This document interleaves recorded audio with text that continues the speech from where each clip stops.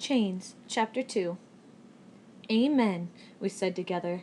Pastor Weeks closed his Bible and the funeral was over.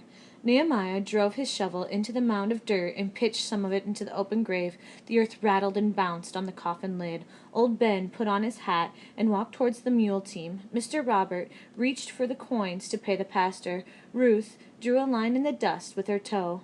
My belly flipped with worry. I was breathing hard as if I'd run all the way to the village and back. This was a moment I've been waiting for, the one Mama promised would come. It was up to me to take care of things, to find a place for us. I had to be bold. I stood up proper, the way I had been taught, chin up, eyes down, took Ruth by the hand, and walked over to the men. "Pardon me, Mr. Weeks, sir," I said. "May I ask you something?" He set his hat on his head. "Certainly, Isabel." I held Ruth's hand tighter. "Where do you think we should go?" "What do you mean, child?" "I know I'll find work, but I can't figure out where to sleep. Me and Ruth. I thought maybe you would know a place." Pastor Weeks frowned. "I don't understand what you're saying, Isabel. You're to return with Mr. Roberts here. You and your sister. You belong to him now."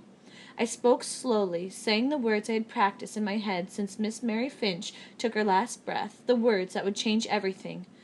"Ruth and me are free, Pastor. Miss Finch freed us in her will. Mama, too, if she had lived. It was done up legal, on paper, with wax seals." Mr. Roberts snorted. "That's enough out of you, girl. Time for us to be on the road to Newport." "Was there a will?" Pastor Weeks asked him. "She didn't need one," Mr. Roberts replied. "I was Aunt Mary's only relative." I planted my feet firmly in the dirt and fought to keep my voice polite and proper. "I saw the will, sir, after the lawyer wrote it. Miss Mary had me read it out loud on account of her eyes being so bad." "Slaves don't read," Mr. Roberts said. "I should beat you for lying, girl." Mr. Weeks held up his hand. "It's true. If your aunt had some odd notions. She taught the children herself. I disapproved, of course. Only leads to trouble." I spoke up again. "We're to be freed, sir. The lawyer, Mr. Cornell, he'll tell you. Me and Ruth, we're going to get work at a place of our own, a place of our own to sleep." "That's enough!" Mr. Roberts narrowed his eyes at me. "But Mr. Cornell," I snapped. "Shut your mouth," he snapped. The pastor cleared his throat. "Perhaps we should inquire." "Where is this Cornell?" Mr. Roberts demanded. "Newport?" "He left for Boston before the blockade," the pastor said. "He took his papers with him." "The girl is lying, then," Mr. Roberts said. "She knows the lawyer is absent, and her cause cannot be proved. The sooner I am rid of her, the better." "It's the truth," I blurted out. Ruth looked up at me anxiously, and I gripped my hand tighter. "I said silence!" Mr. Robert yelled. "Isabel, remember your place." Pastor Weeks fumbled with the latch on his Bible. "You and your sister belong to Mr. Robert now. He'll be a good master to you." My insides went cold, like I had swallowed water straight from a deep, dark well. This couldn't be happening. "Couldn't you send a message to Boston, seeking Mr. Cornell?" "The matter is settled." Mr. Roberts pulled his gloves. "If I might borrow your wagon and man for the drive to Newport, Pastor, I'd be grateful. These girls should bring a decent price at auction." "You're selling us?" The words flew out of my mouth before I could weigh them.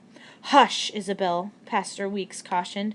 The cold inside me snaked down to my feet and up around my neck. I shivered in the warm spring sunshine.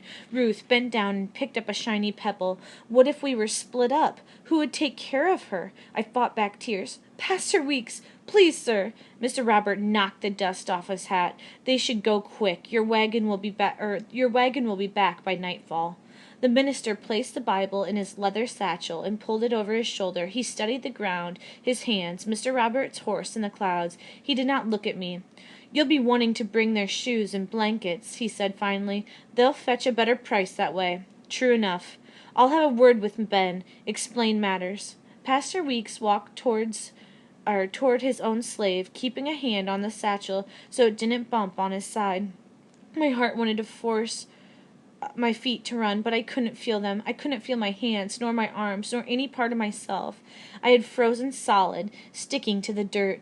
We were sold before once, back when Ruth was a tiny baby, not even baptized yet. They sold all of us from the plantation when old Mr. Malborn run up his debts too high. His bankers wanted their pounds of flesh, our flesh. One by one, they dragged us forward. A man shouted out prices to the crowd like likely buyers, and a baby Ruth cried, and Mamma shook the last leaf on the tree. And Papa, he didn't want them to bust up our family like we were sheep or hogs.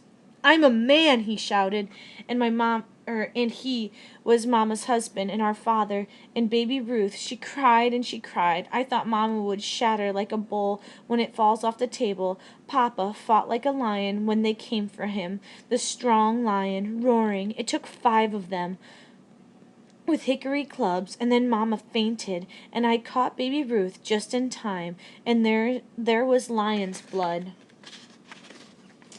on the ground, mixed with dust, like the very earth was bleeding. We left there, we 3, in Miss Mary Finch's wagon, and everything in the whole world was froze, and ice for near 2 years after that.